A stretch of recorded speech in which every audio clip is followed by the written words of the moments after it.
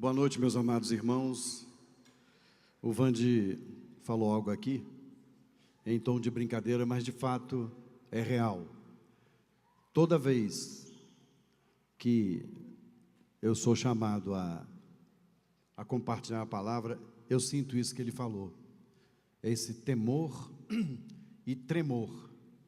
Porque uma coisa é você estar aqui para falar algo a seu respeito, do seu trabalho, alguma questão. Mas você trazer algo que o Espírito Santo quer comunicar para os seus filhos, aí a gente precisa de fato temer e tremer. Eu vou falar com vocês sobre a nossa posição como igreja. Essa palavra, ela veio ao meu coração, o Senhor trouxe em várias situações, o Senhor falando comigo. Também veio uma linda canção, falou muito fortemente.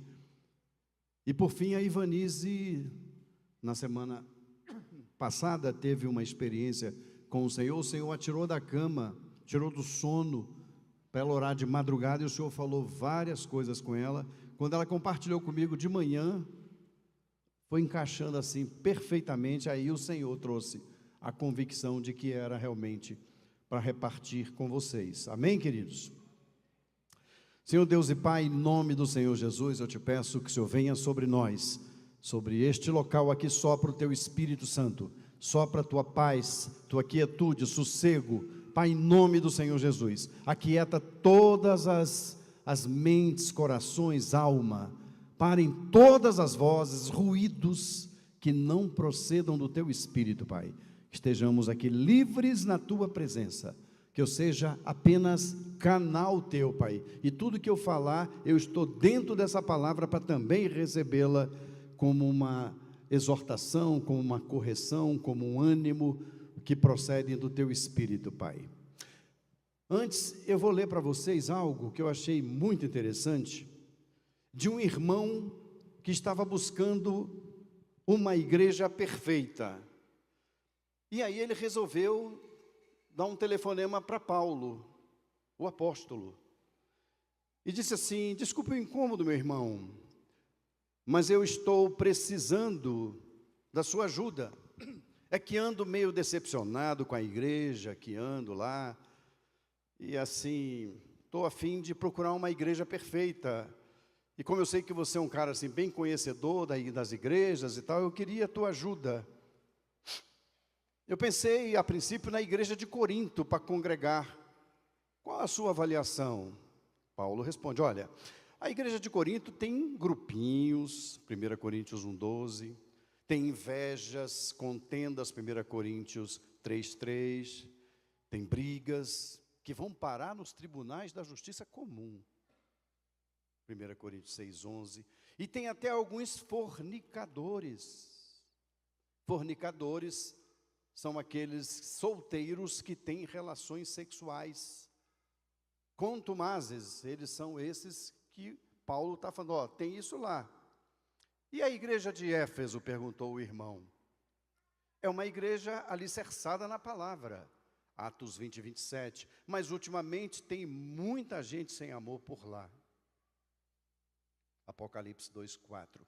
Então penso em ir congregar em Tessalônica, o que me diz? Olha, lá tem alguns que andam desordenadamente e não gostam de trabalhar, são preguiçosos. 2 Tessalonicenses 3,11. Está difícil, hein, Paulo? E se eu for para a igreja de Filipos? Rapaz, Filipos até que é uma igreja muito boa, mas olha, tem duas irmãs lá, tal de Evódica e Síntique, que se desentenderam de tal maneira, e até hoje estão sem se falar, mesmo sendo irmãs, e isso traz um desconforto para os irmãos. Então eu acho que eu vou para Colossos, para começar a congregar lá. Paulo disse, olha, em Colosso tem uns hereges lá, que estão tumultuando o ambiente, tem um grupo lá, que estão até mesmo cultuando anjos. Mas que coisa! E se eu for congregar na igreja de Gálatas? Bem, Lá tem uns crentes se mordendo e devorando uns aos outros. Gálatas 5,15. Caramba, não sabia que era tão difícil achar uma igreja perfeita. Decidi então entrar em contato com o apóstolo João. João é mais o cara do amor, assim e tal, para saber se a igreja de Tiatira seria ideal. Mas ele me disse que eles lá têm tolerado uma mulher que se diz profetiza, banca de profetiza, mas na verdade ela tem fomentado entre os irmãos a prostituição e a idolatria. Apocalipse 2:20. Pensei então na possibilidade de ir para Laodiceia, mas João me disse que seus membros estão muito longe da perfeição. Eles são orgulhosos, materialistas e mornos espiritualmente. Apocalipse 3,16. Perguntei sobre Pérgamo, e João me disse que lá tem alguns que seguem as doutrinas dos nicolaítas e de Balaão. Apocalipse 2, 14 e 15. Voltei para Paulo. Ele disse que já havia pensado em ir para a igreja central de Jerusalém, mas ouvi dizer que tem muita gente preconceituosa por lá. Gálatas 2, de 12 a 13. Além de murmuradores, Atos 6:1. E alguns mentem ao ministério buscando destaque na comunidade, Atos 5, de 1 a 11. E agora, o que faço, Paulo? Paulo disse, você precisa entender que não existe a igreja perfeita, porque ela é composta por homens e mulheres, seres humanos. E olha, como o Senhor já avisou, há joio no meio do trigo, e não é para ser tirado, só no final é que os ceifeiros vão tirar. E muitos crentes genuínos que estão em processo de aperfeiçoamento fazem parte da igreja. Alguns mais maduros, outros menos maduros, outros imaturos. Mas olha, tem uma boa notícia. Em breve estaremos na igreja perfeita, a igreja do Senhor, Assembleia Universal dos Santos de Deus que estão inscritos no céu. Hebreus 12, 23. Meu conselho, meu jovem, é que você desista de procurar uma igreja perfeita e seja você. Viu? Entendeu? Seja você a igreja perfeita. E assim procure uma igreja com líderes sinceros, que estejam bem firmados na sã doutrina e não deixe de congregar. Hebreus 10, 25. Abandone a mentalidade de cliente. Coloque-se à disposição de Deus para se tornar um membro saudável na igreja, na edificação do corpo de Cristo, para a salvação de muitos e para a glória de Deus. Efésios 4, de 1 a 16. Veja, quando participarmos de eventos da vida comum da igreja, não podemos achar que estamos indo lá para ser agradados, servidos, mas sim para oferecermos um culto adorável ao Senhor Jesus. Encerrou Paulo. Amém, queridos? Então, com esse ensino aqui, não vamos achar essa igreja perfeita. Ela se tornará perfeita, quando Paulo disse aqui. Muitas vezes, queridos, o descontentamento pode ser porque alguns irmãos têm muitas necessidades, por exemplo, de aprovação, e estes geralmente não sabem lidar com a desaprovação, ou a rejeição, ou aquela não absorção como ele gostaria que fosse. E as reações são as mais diversas, geralmente estas aqui: ira, orgulho, vingança, fechar-se em si mesmo. Quer dizer, não abrir mais a vida para os irmãos como era antes de se aborrecer. Ele se fecha, se isola. Aí fica do jeito que Satanás quer. Você, ele e o teu questionamento. Eu costumo sempre usar um exemplo de um tijolo. Eu pergunto, você consegue quebrar um tijolo? Todo mundo, sim. Como? Jogando para o alto. Quantos você quebra? Ah, quantos eu jogar para o alto? Legal. Aí eu vou e aponto para a parede. Está aqui, ó. O que tem aqui nessa parede? Isso é formada de quê? Vem aqui e faça com esse tijolo que eu estou tocando aqui agora o dedo, o que você fez com todos esses outros. Você consegue? Não. Porque ele está preso um ao outro. Eles estão agarrados um ao outro. E eles não são colocados assim, padronizados, não. Eles são colocados assim, nesse encontro, e aqui tem outro em cima assim, ó. É massa para tudo que é lado, depois tem um reboco. O reboco é forte, consistente. Depois tem uma massa. Depois o embelezamento, a pintura, né, Deise? Fica tudo bonitinho. Essa é a diferença do membro solto e do membro igrejado. O membro envolvido, o membro comprometido, o membro congregado. Não vai conseguir. O Satanás não vai conseguir fazer com você o que faria se você tivesse isolado.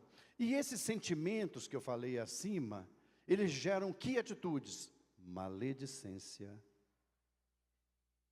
inveja. Atenção, discipuladores, só um spoilerzinho. Maledicência, preste atenção nisso. Inveja, competição, raiz de amargura, desânimo, desistência, morte. É isso que acontece. Amém, queridos? Como consequência, os irmãos, especialmente os mais novos na fé, tendem a ter o coração distante do Pai. Há aqueles que creem que estão bem com Deus, mas permanecem distantes dos irmãos, ou mesmo fora da igreja. Eu tenho uma péssima notícia para esses. Você não está bem com Deus. Não tem a mínima possibilidade dessa forma. Sabe por quê? Uma coisa muito legal que Deus me deu, uma clareza, uma revelação, uma iluminação, que é assim, o relacionamento com Deus é em cruz. A linha vertical sou eu e Deus diretamente. A linha horizontal sou eu e Deus através dos irmãos, através do corpo, através da igreja. Confessai vossos pecados a Deus para serdes perdoados, e aos irmãos para serdes curados. Portanto, a cura vai estar no meio dos irmãos. Amém, queridos? Mas o que diz a palavra de Deus para estes que se sentem afastados do Pai? Como é a régua de Deus nessas questões, queridos? Como Deus vê essas coisas? Precisamos renovar a convicção de que nascemos no Senhor. Amém, queridos? Nós temos falado tantas coisas e às vezes nós caímos na tentação de chegar aqui na frente dando o quê? Diagnósticos, né, Nélio? O problema é esse, o problema é aquele, né? Mas de fato, a gente entende que é assim, que é isso ou é aquilo, mas aqui eu não estou para dar só o diagnóstico. Eu vou ter que passar por ele, mas eu também tenho aqui a cura, eu tenho a resposta, a palavra de Deus, como essa aqui, para quem está afastado. Olha como é que é a régua de Deus. Romanos 6, de 4 a 8, diz assim: fomos, pois, sepultados com ele pelo batismo na morte, para que, como Cristo foi ressuscitado dentre os mortos. Se você quiser ir colocando enquanto eu vou lendo as passagens, Romanos 6, de 4 a 8. Foi ressuscitado dentre os mortos pela glória do Pai. Assim andemos nós também em novidade de vida, porque se temos sido unidos a Ele, na semelhança da sua morte, certamente também o seremos na semelhança da sua ressurreição, sabendo isto, que o nosso homem velho foi crucificado com Ele, para que o corpo do pecado fosse desfeito, a fim de não servirmos mais ao pecado. Amém, queridos? Pois quem está morto está justificado do pecado. Ora, se já morremos com Cristo, cremos que também com Ele viveremos. Aleluia! Amém? E qual a garantia de que não precisamos mais ficar presos a essas coisas que nos distanciam de Deus? Romanos 8, 33 a 37. Essa é a garantia que não precisamos mais ficar presos e distantes de Deus, porque diz aqui, Romanos 8, 33 a 37, quem tentará acusação contra os escolhidos de Deus? É Deus quem os justifica. Quem os condenará? Cristo Jesus é quem morreu, ou antes, quem surgiu dentre os mortos, o qual está à direita de Deus e também intercede por nós. Quem nos separará do amor de Cristo? A tribulação? Léo, é a tribulação que separa a gente de Deus? O Léo acabou de trazer aqui a bagaceira que ele estava. No momento que ele voltou, está aí ele de volta. Amém? É a angústia, a perseguição, a fome, a nudez, o perigo, a espada. Como está escrito, por amor de ti somos entregues à morte o dia todo. Fomos considerados como ovelhas para o matadouro. Mas em todas estas coisas, somos mais que vencedores. Amém? Por aquele que nos amou. Louvado seja o nome de Jesus. Isso é a prova, queridos, do amor incondicional de Deus por nós. Você já conhece essa minha frase, né? O amor incondicional de Deus. Como é que se dá na nossa vida? Objetivamente. Não há nada que você possa fazer de bom para ser mais amado por Deus. Amém? Ele te ama incondicionalmente. Entendeu, Nélio? Agora vem outra. Nem há nada que tenhamos feito ou venhamos a fazer de ruim, de errado, para ser menos amados. Não tem como. O amor de Deus é incondicional. Ele vai ficar triste, ele vai ficar aborrecido, mas o amor dele é inseparável de nós. Amém? E onde eu posso ter a garantia do que eu acabei de falar na palavra? Em Romanos 8, 38 a 39, porque estou certo de que nem a morte, nem a vida, nem anjos, nem principados, nem coisas presentes, nem futuras, nem potestades, nem altura, nem profundidade, nem qualquer outra criatura nos poderá separar do amor de Deus que está em Cristo Jesus, nosso Senhor. Amém, queridos? Esse é o nosso Senhor. Amém? A vida de Cristo em nós precisa ser uma marca constante. E o Senhor tem nos dado recursos para isso, para fazer a boa obra de Deus. Você quer ver um exemplo de recurso? Os dons sobrenaturais de Deus, do Espírito Santo. Os dons que o Espírito Santo dá, lá em 1 Coríntios 12, são prova desses recursos que temos recebido de Deus, dos quais eu destaco aqui a questão da cura.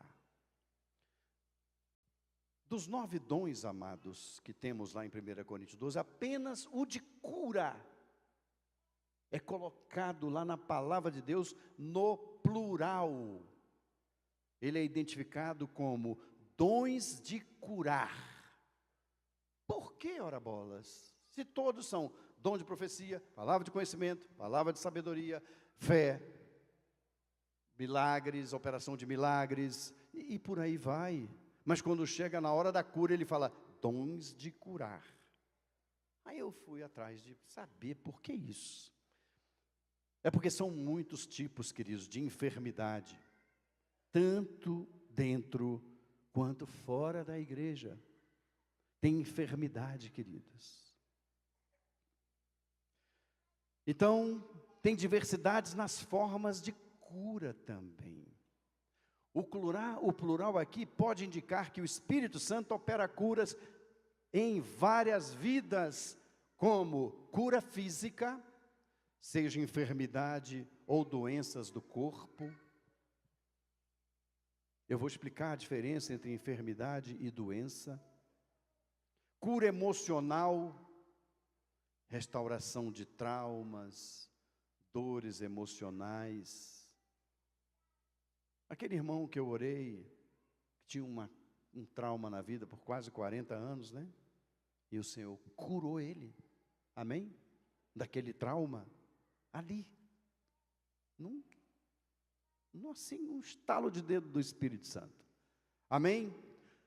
Cura espiritual, questões de vícios, opressões espirituais, reconciliação com Deus. Essa variedade mostra que Deus é capaz de suprir todas as necessidades humanas, revelando a sua graça e cuidado para com seus filhos. Portanto, queridos, o problema está lá fora, aqui nós temos Deus, amém? Aqui nós temos a resposta do Senhor.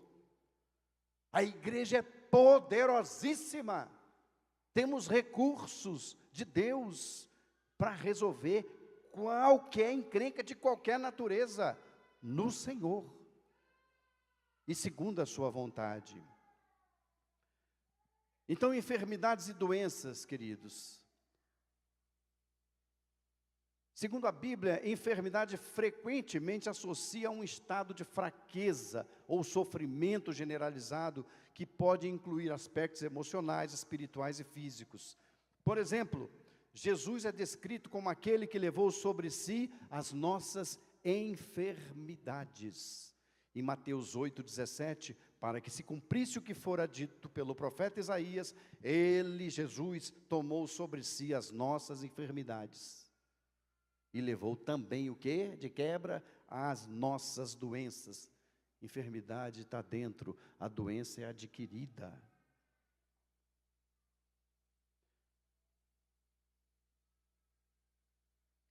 Basicamente, queridos, a doença, a enfermidade, é um estado geral de mal-estar ou incapacidade funcional. Ela é subjetiva. A pessoa está doente e não sabe nem porquê. Inclui sintomas que às vezes é percebido ou não pelo indivíduo, mas às vezes como dor, cansaço, fadiga. Isso pode ser uma enfermidade. Já a doença é um diagnóstico clínico de uma condição específica que altera o funcionamento normal do corpo. E aí precisa de exames e outras situações tais para identificar. Amém, queridos? Os dons, eles são distribuídos, queridos, de uma forma simples e prática. Nem todas as pessoas são capacitadas a operar em todas as formas de cura. Olha aí uma das razões do plural. Nem todas as pessoas vão operar da mesma forma o dom de curar. O Espírito Santo pode dar a uma pessoa uma habilidade específica para um tipo de cura. E isso até reforça a necessidade de andarmos juntos como corpo de Cristo. Como Paulo destaca no capítulo 12 de 1 Coríntios, cada membro tem a sua função e importância. Amém, meus amados? Então é o corpo de Cristo. Também vemos a soberania de Deus no uso dos dons. Os dons de curar são distribuídos conforme a vontade soberana de Deus. Nem sempre, tá? Eu já orei várias vezes por cura e eu nem sei o resultado que deu. Eu já orei e teve cura imediata. Eu já orei, teve uma melhora para a Lena, tua mãe. Eu orei, ela teve uma melhora de uma dor de cabeça que ela estava quase ficando louca. Eu orei, ela melhorou. Eu falei, e aí, como é que você está, Leninha? Ai, estou melhor, seu Wagner. Não orei para você ficar melhor. Eu orei para sair essa dor em nome de Jesus. E ela passou. Amém? Também já teve caso de orar e não acontecer nada. Então, isso aí não é problema seu. Aliás, você sabia que a escassa manifestação dos dons espirituais tem a ver, sabe com o quê? Imagem. Sério, imagem. Você se preocupa com a sua imagem. Cara, vai que eu oro lá e não acontece nada. E aí? Você foi. Deus queria exercitar a sua fé. E aí, se não curou, Ele está exercitando o quê? A dependência. E o entendimento que Ele é o soberano e não você. Amém? Humildade. Amém, meus amados? Volta e meia nós ouvimos dizer que a igreja está sendo restaurada. Outro dia desse eu ouvi isso com tanta ênfase. A igreja está sendo restaurada. Não! Não e não. Porque para ser restaurado, algo precisa ser danificado ou até destruído. A igreja do Senhor Jesus não está sendo restaurada, ela está sendo edificada, construída. Ela permanece em construção, permanece em obra, e essa obra é em nós. Lembra do começo da história? O irmão procurando o quê? A igreja? Achou? Porque a igreja perfeita vai estar onde? Com o Senhor, nas alturas. Amém? A igreja do Senhor perfeita será esta. E em nome de Jesus nós estaremos lá. Amém, queridos? Vamos prosseguir. O Senhor disse que edificaria a sua igreja e que Ele mesmo completaria essa construção em nós. Filipenses 1:6. Estou convencido de que aquele que começou a boa obra em vós, há de completá-la. Até quando? O dia de Cristo Jesus. Ah, a cola está ali? Legal. Então, queridos, a edificação da igreja permanecerá até o dia de Cristo Jesus. E o que está sendo restaurado então, Wagner? O pessoal tanto fala. Aí é muita coisa que está sendo restaurada. Os princípios, os valores, os fundamentos, né? O valor da família, a fé, a doutrina que se perdeu em algum momento, em algumas circunstâncias ou situações. Então, essas coisas estão sendo restauradas. Mas a igreja continua, tijolo a tijolo, sendo construída, não é não, Tiagão? Amém? Mas também não vamos poder agora, olha o risco. A igreja está em obra mesmo. Eu sou esse que está ali em Filipenses. Jesus vai concluir essa obra mesmo? Não, queridos. Não e não. Aí mora o perigo. Não podemos parar na fé, não podemos parar no tempo e dizer que a igreja é assim mesmo, estamos em obra. Não. Temos que viver nos dias presentes, no nosso dia a dia, a vida como Deus quer que vivamos. Amém, queridos? Está aqui a igreja. Está aqui uma função extraordinária da igreja. Sabe qual? Olha o risco para nós agora. Sermos modelos. Chega alguém entre nós, tem que olhar para o Júnior, para o Julinho, para o Felipe, para o Vanderlei, para o Costa, para o Samuel. Falei, gente, eu quero viver isso. Olha aí, meus amados, olha o perigo aí agora, de você viver sua vida dissolutamente, achando que a igreja está em obra, e por isso eu vou continuar vivendo a minha vidinha, do jeito que eu quero. Não! Você precisa ser modelo, dar o seu fruto, o seu trabalho. Amém, meus amados?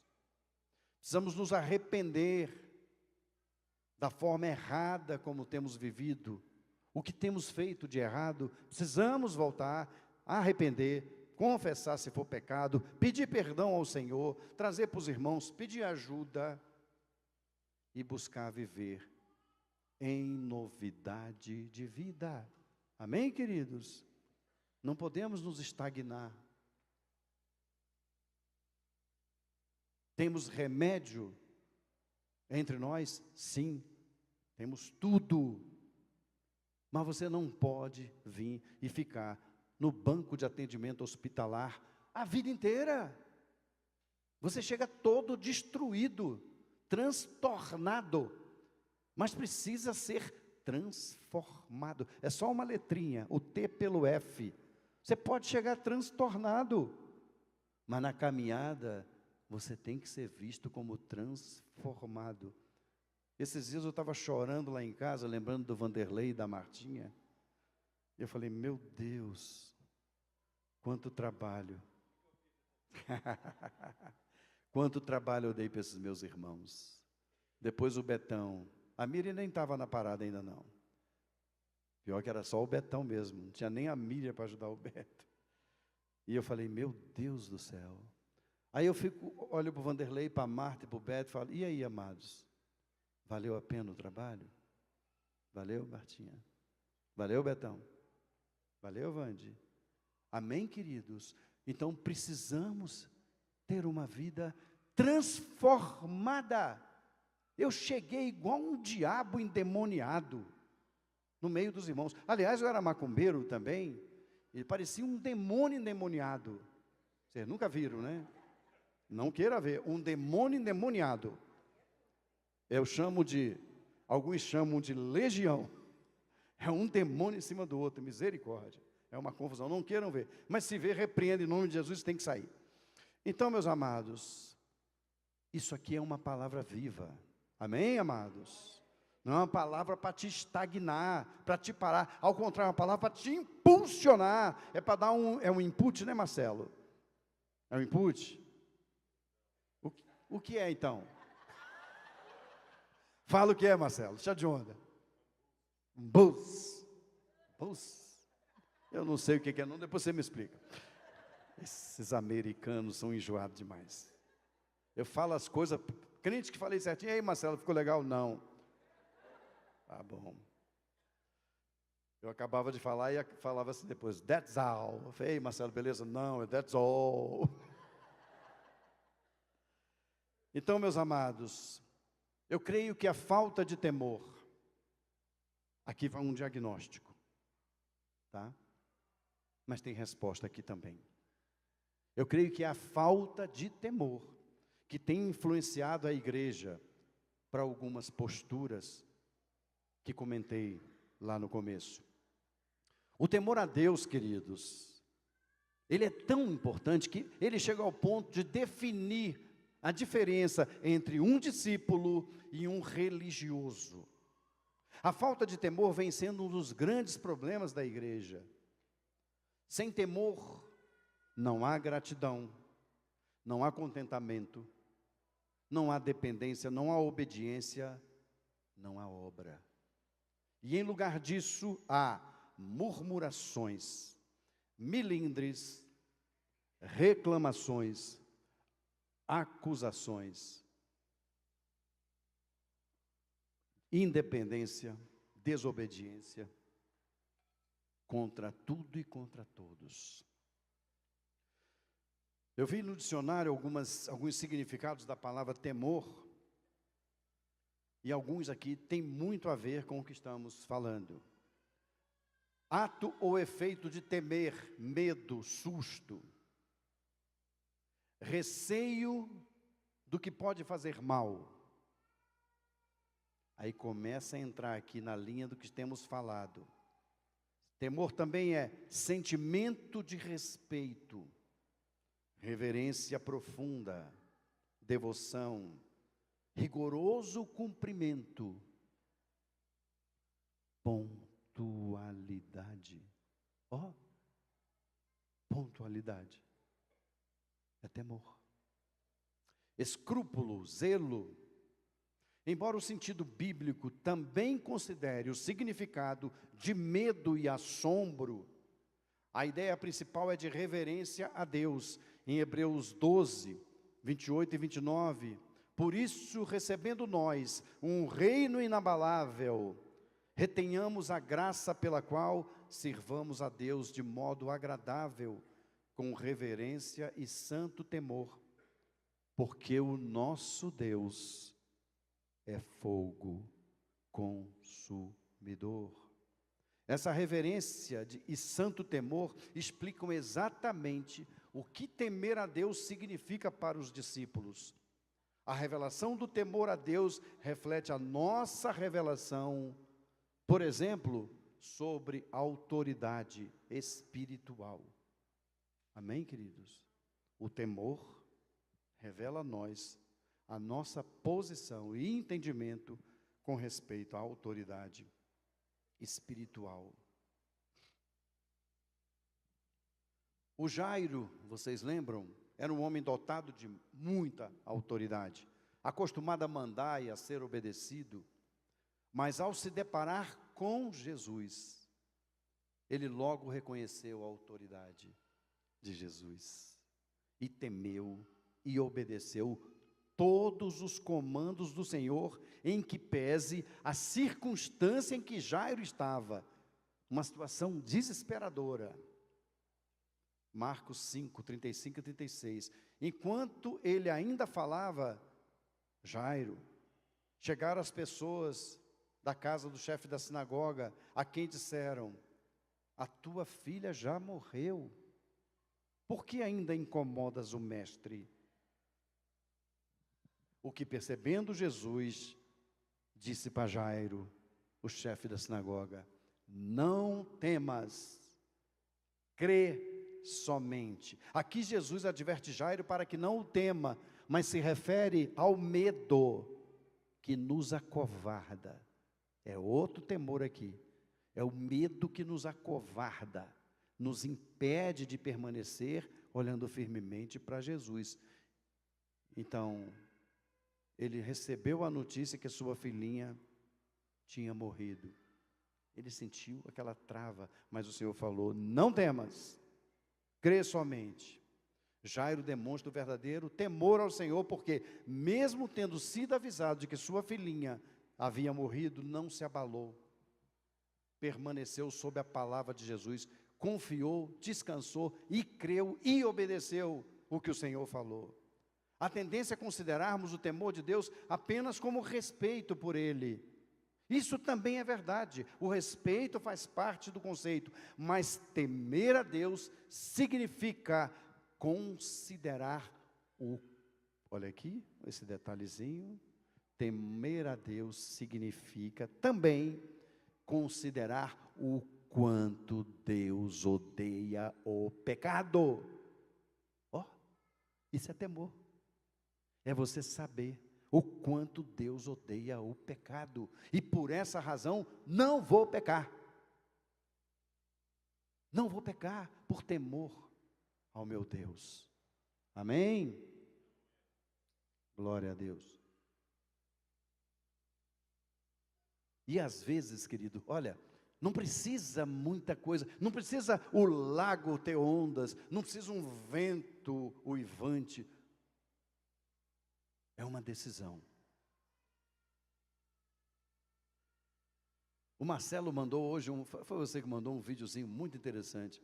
Um cara meio desfigurado, todo ripungo, falando assim: aí a parada é a seguinte, esse negócio de fé, esse negócio de emoção, coração, fé é aqui, na razão. Você quer ver? Se você estiver triste, 2 mais 2 é quanto?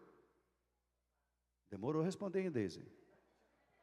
Você que já foi do negócio, Tico e Teco já estão indo, vamos em nome de Jesus aí. Se você estiver alegre, eufórico, 2 mais 2 é quanto?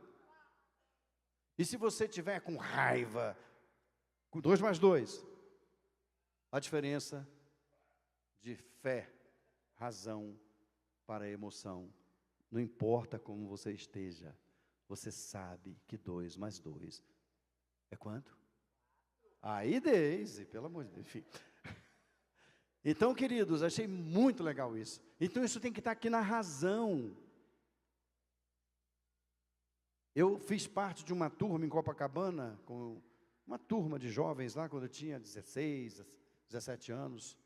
Éramos 70 jovens, Lá tínhamos eu e meu primo, e na época, Copacabana tinha umas turmas. Eu era da turma da Figueiredo Magalhães.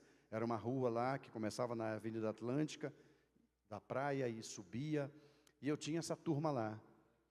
Todos da minha turma, todos, sem exceção, fumaram maconha. Menos eu. Sabe por quê? Temor. Mas você era macumbeiro mirim ainda, em desenvolvimento. Mas foi o temor, sabe de quê? Do meu pai e da minha mãe. Cara, como é que eu vou falar para o meu pai e para a minha mãe que eu fumei maconha? Como é que vai ser isso? O temor me livrou desse mal. Amém, queridos? Então, era uma decisão, porque tinha algo aqui. Amém, meus amados? Em nome do Senhor Jesus. Quando alcançamos posições, reconhecimento, aí corremos o risco de achar que somos alguma coisa, ou que temos alguma importância. Aí o negócio fica complicado, porque corremos o risco de ficar inchados pelo conhecimento e podemos perder o temor. 1 Coríntios 4, 18 a 20, mas alguns de vocês andam inchados. Outras versões diz, se tornaram arrogantes, como se não fosse visitá-los. Em breve, porém, irei ter convosco, se o Senhor quiser. Olha a dependência. E então conhecerei não as palavras dos que andam inchados, mas o poder. Eu quero ver poder, porque o reino de Deus não consiste em palavras, mas em poder. Salmo 66, 16, vinde e ouvi todos os que temei a Deus, e eu contarei o que Ele tem feito por mim. Amém, queridos? Maneiras para alcançarmos o temor a Deus. Provérbios 2, de 1 a 5. Filho meu, está achando aí Provérbios 2, de 1 a 5? Se aceitares as minhas palavras e esconderes contigo os meus mandamentos, aqui fica claro que Deus quer que tratemos esse entendimento como algo precioso. Esconder contigo os meus mandamentos é um tesouro bem guardado, para que ninguém tome de nós. 2, para fazeres o teu ouvido atento à sabedoria e inclinares o teu coração ao entendimento. Aqui vemos que Deus quer que busquemos de coração o entendimento. Se clamares por conhecimento e por inteligência, alçares a tua voz, Deus quer que clamemos por conhecimento. Wagner, mas falou que o inchado, lá o conhecedor, é porque ele não buscou no Senhor, ele se valeu da sua capacidade humana, não serve de nada. Então precisamos buscar no Senhor conhecimento. Amados, são hábitos da nossa vida. Eu tenho a minha profissão e a minha especialização, que é a parte da comunicação. Queridos, toda semana ou eu reviso documentos pesados, ou eu escrevo documentos pesados. Todas as semanas. Seja em cá, eu estou trabalhando 2 vezes presencialmente, terça e quinta, e 3 em casa. Quantas vezes eu estiver, aonde eu estiver, chegam coisas para eu resolver. Mas eu sou incapaz de começar uma revisão ou uma redação que não fale, Senhor, em nome de Jesus, derrama aqui, Senhor, da capacitação do alto. E eu vejo a resposta disso, na reação do que recebe o meu trabalho. Amém? Louvado seja o nome do Senhor Jesus. Então, precisamos buscar no Senhor conhecimento. Se com a prata a buscares e com os tesouros escondidos a procurares, então entenderás o temor do Senhor e acharás o conhecimento de Deus. Precisamos do temor para alcançar conhecimento, santidade e intimidade com Deus. O temor a Deus nos revela que somos quem somos, e isso nos faz sentir fracos incapazes e, portanto, dependentes dele, e conscientes de que sem ele não conseguiremos nada. João 15, 5 diz assim, simples assim, sem mim nada podeis fazer. Então, quando nós temos essa consciência, fica tudo mais tranquilo, queridos. Não adianta você ser especialista em alguma coisa, ou achar que é, às vezes a gente até pensa que é e nem... Eu sei que o tal do português, quanto eu mais estudo, quanto mais eu aprendo, mais eu descubro que menos sei. E essa frase não é minha não, mas ela é fantástica. Quanto mais aprendo, mais descubro que menos sei. Amém? Mateus 10, 28. E não temais os que matam o corpo e não podem matar a alma. Temei antes aquele que pode fazer perecer no inferno a alma e o corpo. Salmo 130, 4 diz, mas contigo está o perdão para que sejais temidos. Então, queridos, eu não vou ler mais os versículos, mas eu posso citá-los, para a gente poder ganhar tempo aqui, mas os resultados práticos do temor na vida dos discípulos, livramento, Jó 28, 28, crescimento em santidade, isso é o fruto, não é, Tiago? Diz amém, testifica isso? Crescimento em santidade, 2 Coríntios 7, 1, clareza da presença de Deus. Eu não sei como deve ser assim, você chegar, por exemplo, num encontro desse, numa situação, ontem, a Taísia, cadê a Taísia? Está ali ela. Ontem a Taísia me ligou, tratando uma situação, e ela começou a falar, eu estava escrevendo, viu, Taísia, mas contribuiu, foi bênção, a interrupção. E aí a Taísia trouxe lá uma situação e falou assim, ai, Wagner, eu estou me arrepiando toda. E foi falando. Daqui a pouco eu falei para ela, Taísia, quem está arrepiado agora sou eu. Presença de Deus. Amém? Ela sentiu lá, eu senti cá. Tinha alguma coisa acontecendo e a presença de Deus. Então, queridos, o temor traz clareza da presença de Deus e também traz clareza de sabe o quê? Às vezes você está numa discussão com alguém, aí você fala alguma coisa, a pessoa, cara, que ideia genial, e você fica, eu sou o cara. Roberto Carlos falou que é ele, não, eu sou o cara. Bobão, bobinha, bobão e bobinha. Às vezes, sabe o que foi que você recebeu? Palavra de sabedoria. E a falta do temor, a gente nem percebe às vezes a manifestação do Espírito Santo. Você não percebe nem a presença de Deus, que dirá a manifestação. Amém, queridos? E você precisa, eu tenho pegado no pé de alguns que conversam comigo, aí eu fiz assim, tal, não sei o quê, e aí aconteceu isso. Isso não foi uma palavra de conhecimento? Isso não foi uma profecia, não?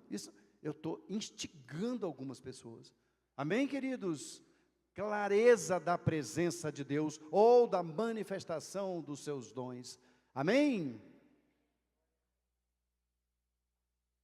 Outro resultado prático do temor na vida dos discípulos, consolo do Espírito Santo.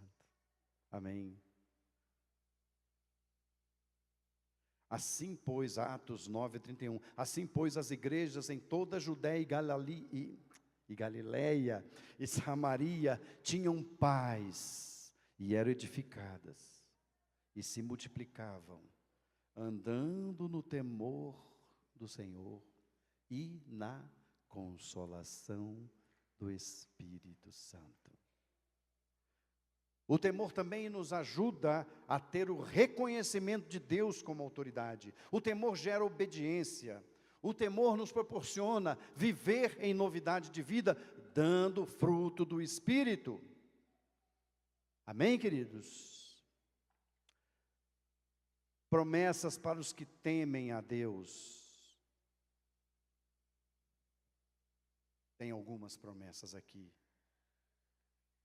A principal delas está em Salmo 25:14.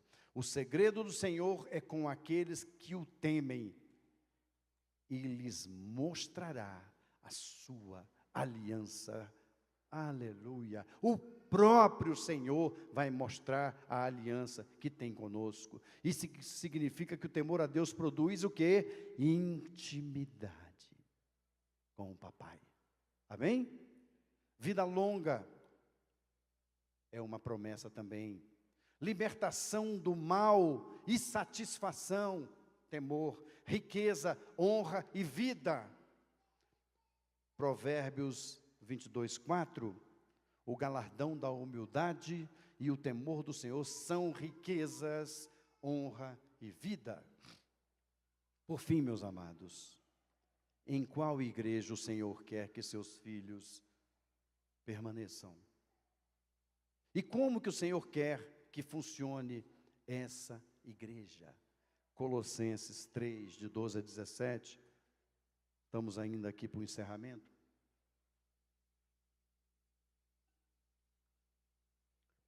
Isso aqui já virou uma catequese para mim, mas não tem como sair disso. Do dia que o Espírito Santo me revelou a riqueza desses 6 versículos, que aqui diz como o Senhor quer que a sua igreja funcione, que aí reúne tudo que nós falamos até aqui, em vez de procurar a igreja, né, Marx? Em vez de procurar a igreja perfeita, vem para dentro dessa aqui, vem viver isso aqui, que vamos falar agora aqui. Aqui tem temor, aqui tem os frutos, tem o maná, tem o banquete do Senhor. Amém? O 12, revestivos, revestir significa vestir de novo, como eleitos de Deus, santos e amados, de coração compassivo, de benignidade, humildade, mansidão e longanimidade. Então, querido, nós precisamos nos revestir todos os dias disso, e viver essa vida, expressar o fruto do Espírito. Amém, meus amados? Suportando-vos e perdoando-vos uns aos outros, se alguém tiver queixa contra outro, assim como o Senhor vos perdoou, assim fazei também vós. Suportando-vos. Esse suportar é muito curioso.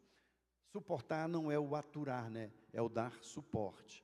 Mas a gente vê uma fraqueza do irmão, qual é a nossa tendência? Pô, Juninho. O Juninho nem tanto, que é o mais velhinho, mas deixa o Juninho, o Costa. Olha o Costinha assim, cara, mas o Costa, rapaz, o que você está vendo? É a fraqueza do meu irmão. É a área de debilidade do meu amado. O que eu devo fazer? Criticar? Acusar? Abandonar? Dar suporte. Por que eu vou dar suporte para o Costinha? Para fazer uma joia como essa aqui que ele fez para mim. Ele precisa de suporte nisso aqui? Não. Ele é o melhor que eu conheço. Oríveis. Ele não precisa de suporte na sua área de fortaleza, de forças. Ele precisa na sua área de quê, meu amado? De debilidade, de fraqueza. Então dá suporte na área que o meu irmão precisa. Amém, igreja? Essa é a igreja que o Senhor quer que funcione. Perdoando-vos uns aos outros. Se alguém tiver queixa contra o outro, vá lá e perdoe. Amém? Resolva lá. E sobre tudo isto, revestivos, vestir de novo do amor, Jesus.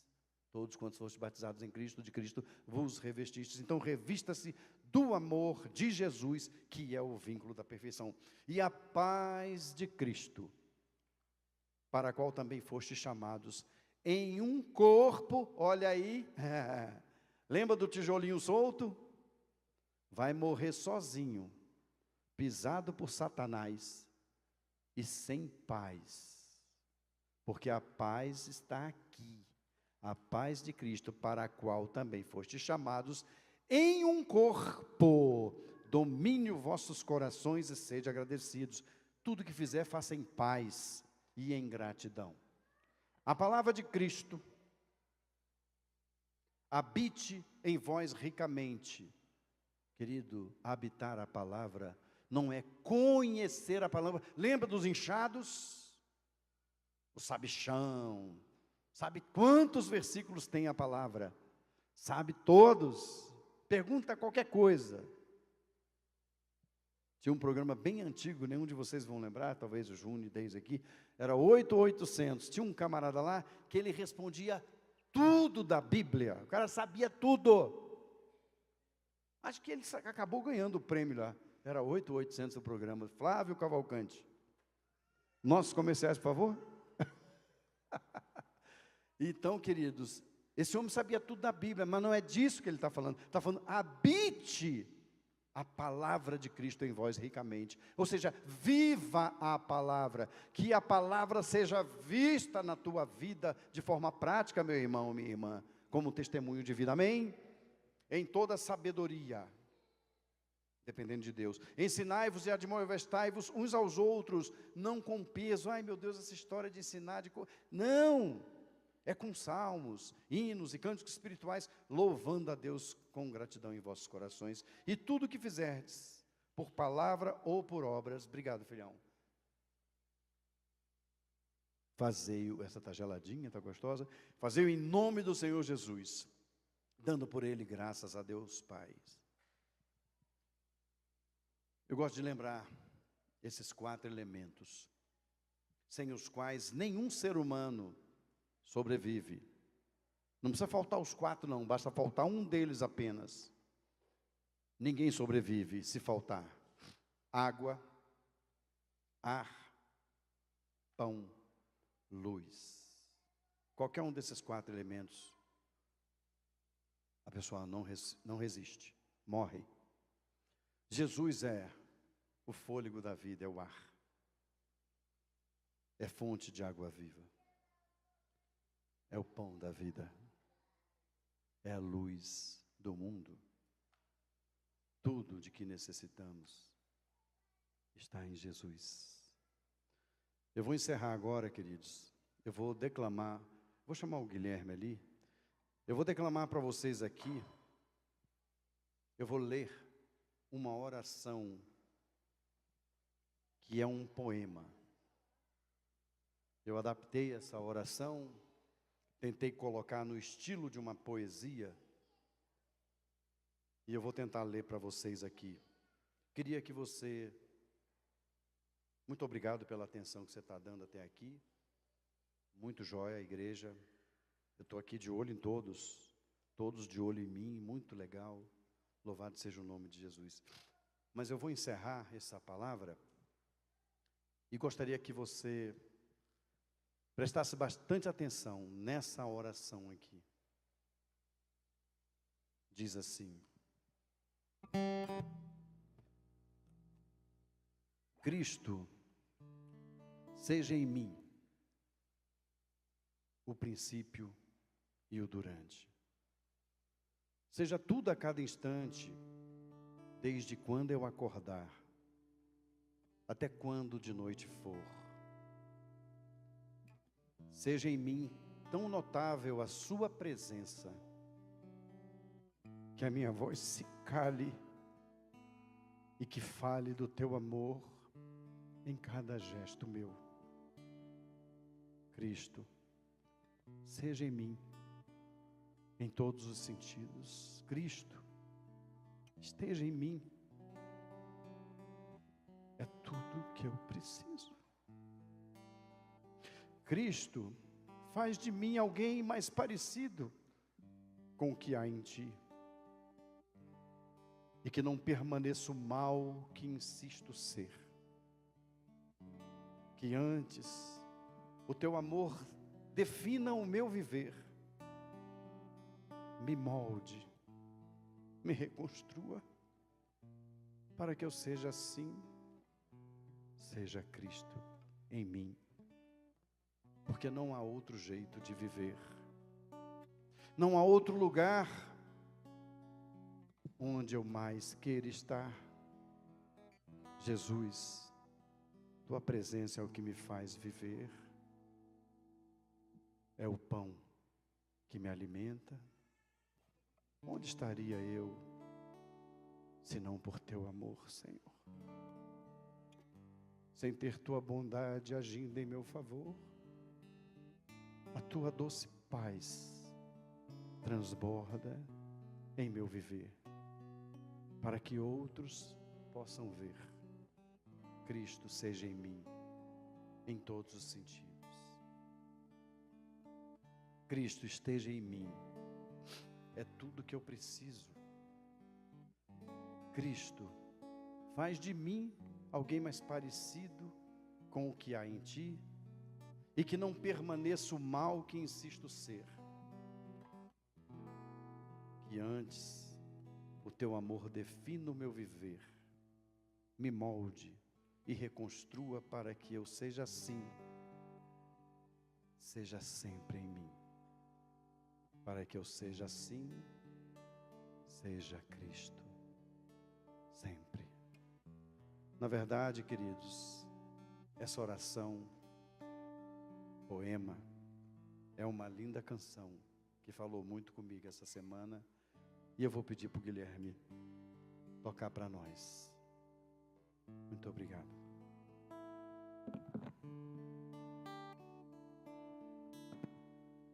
Cristo seja em mim o princípio e o durante, seja tudo a cada instante,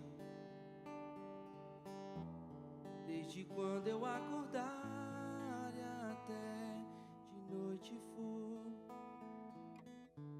Seja em mim tão notável tua presença,